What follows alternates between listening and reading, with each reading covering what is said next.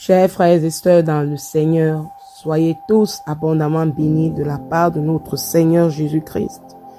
Lui qui nous a créés à sa ressemblance et à son image, qui nous a bénis de toutes sortes de bénédictions. Voici une nouvelle année, voici un nouveau jour que l'Éternel a fait pour toi. J'aimerais te bénir en ce jour et t'encourager et t'exhorter dans toutes les voies possibles qui t'amèneront à garder ton âme, à préserver ta vie contre tout vent contraire à la volonté de Dieu dans ta vie au nom de Jésus-Christ. Alors mon frère et ma sœur, mon thème de ce matin est « Ne perds pas la foi dans le désespoir ». Alléluia. Ne perds pas la foi dans le désespoir. Alléluia.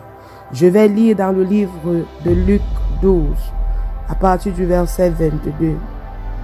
Il est écrit, Jésus ajouta en s'adressant à ses disciples, « C'est pourquoi je vous dis, ne vous inquiétez pas en vous demandant, qu'allons-nous manger? Avec quoi allons-nous nous habiller? La vie vaut bien plus que la nourriture. Le corps vaut bien plus que le vêtement. » Alléluia. Mon frère et ma sœur, dans le désespoir, nous voulons nous livrer à toutes choses. Dans le désespoir, certains repartent chez les marabouts. Certains font des alliances avec les occultistes. Dans le désespoir, nous oublions qui nous sommes. Nous oublions qui est notre Père. Nous oublions que Jésus a payé le prix afin que nous ayons la vie. Mon frère, ma sœur, tu peux être malade, mal dans tes os, comme Job l'a été. Mais tant que tu as la vie, tant que ton corps est encore là, tant que tu respires, j'aimerais te dire qu'il y a une solution. Tant que tu n'as pas été enterré, sache qu'il y a une solution pour toi. Lève les yeux vers ton Créateur. Il ne t'a pas abandonné. Parce que c'est dans l'épreuve qu'il te fortifie. Parce que c'est dans l'épreuve qu'il te révèle. Qu'il se révèle à toi. Parce que c'est dans ta peine qu'il t'amène à regarder vers lui. Mon frère et ma soeur, j'aimerais te dire que lorsque tu passes par une difficulté, lorsque tu passes par une situation difficile, j'aimerais te dire que la lamentation n'est pas la solution. J'aimerais te dire, te tourner totalement vers le monde, ce n'est pas une solution. La solution est d'aller vers ton Père, ton Créateur, celui qui connaît toutes choses, celui qui connaît ce qui se passe dans ta vie. Alléluia. Et lui dit, Seigneur, mon papa, je suis dans la détresse. Je suis malade. Aide-moi. Prie-le et parle sa parole. Alléluia. Parce que dans ce désespoir, Dieu a des grands plans pour toi. La Bible vient de nous dire ici que la vie, que rien ne vaut la vie. Alléluia. Il dit, la vie vaut bien plus que la nourriture. Mon frère, ne te livre pas à la prostitution parce que tu as faim, parce que tu as passé 4 jours sans manger. Dieu qui t'expose ou qui te laisse l'épreuve t'exposer à cette situation a aussi une solution. Alléluia. Parfois, l'orgueil nous amène à ne pas recevoir les bontés de Dieu dans nos vies. Parce que dans notre tête, l'image de comment Dieu va nous bénir n'est pas la façon que Dieu va utiliser. Parfois, c'est celui que tu traites de plus pauvre que toi qui a la solution.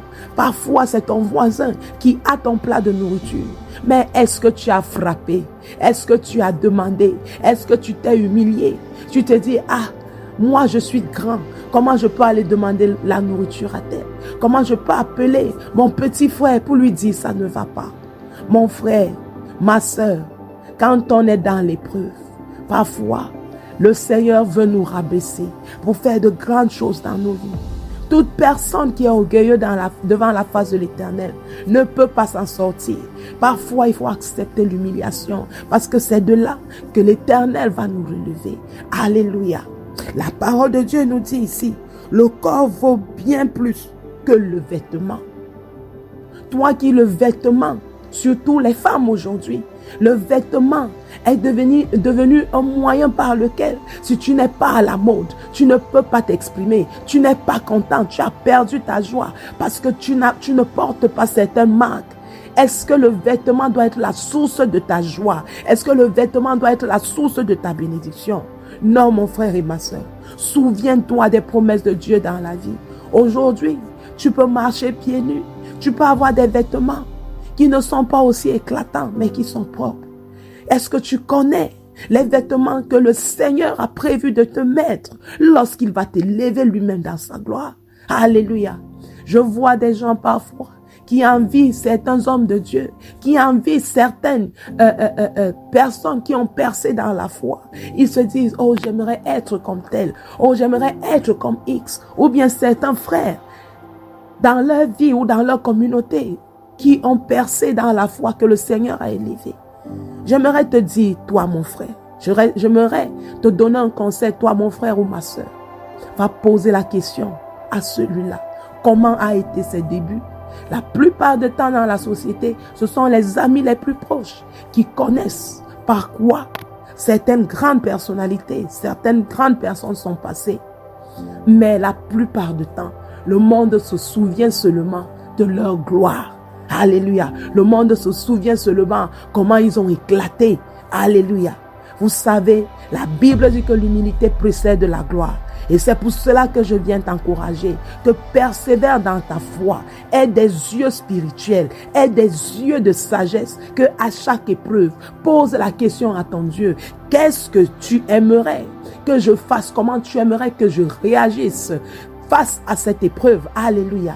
Dans chaque situation de nos vies, la parole de Dieu a la solution. Va interroger ton Dieu. Demande à tes frères et tes sœurs de prier. Ne ferme pas ta bouche. Demande de l'aide à qui est proche de toi. Ne te dis pas, parce que j'ai été un grand directeur, aujourd'hui que je suis tombé, comment me verra-t-il? Et tu vas aller pactiser avec l'ennemi, perdre ton diable, perdre ton âme et peut-être perdre ta vie aussi. Tu ne veux pas cela, mon frère. Redescends, recommence. Alléluia. C'est Dieu qui bâtit. C'est Dieu qui nous élève. Si nous avons fait des erreurs, notre papa, il est lent à la colère. Il est riche en amour, riche en bonté, prêt à te reprendre, prêt à te rebâtir et prêt à t'élever. Alléluia. Ne perds pas la foi en ce Dieu en qui tu as cru. Car il est un Dieu miséricordieux, car il est un Dieu qui est bon.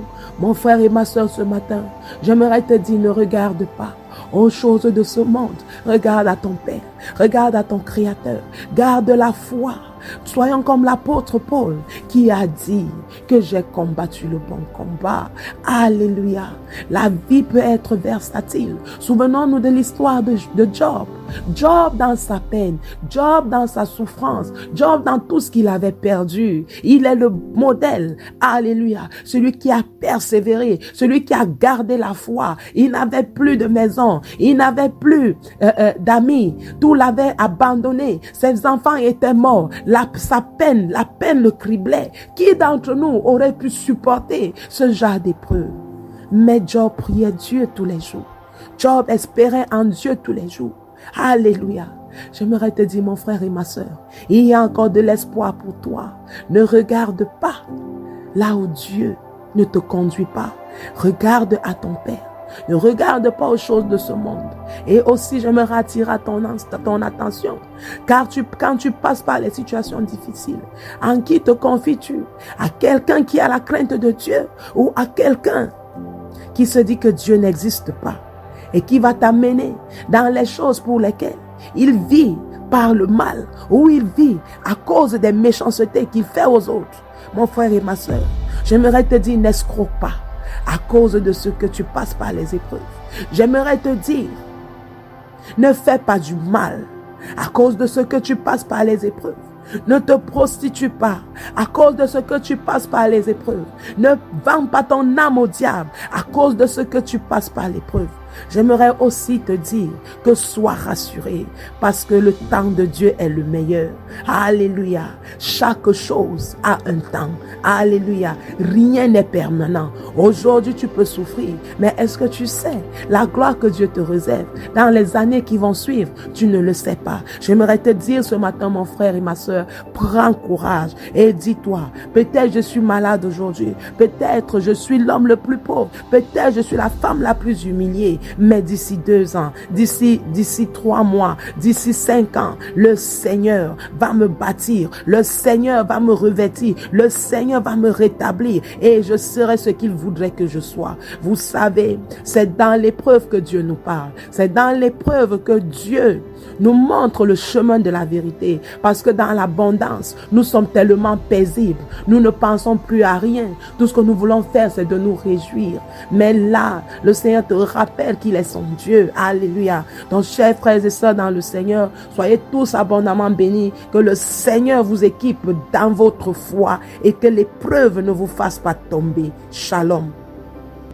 Merci d'avoir suivi cet audio. C'est la sœur Claire. Alors, si vous avez été béni, subscrivez, laissez un commentaire, partagez massivement et à la prochaine. Shalom.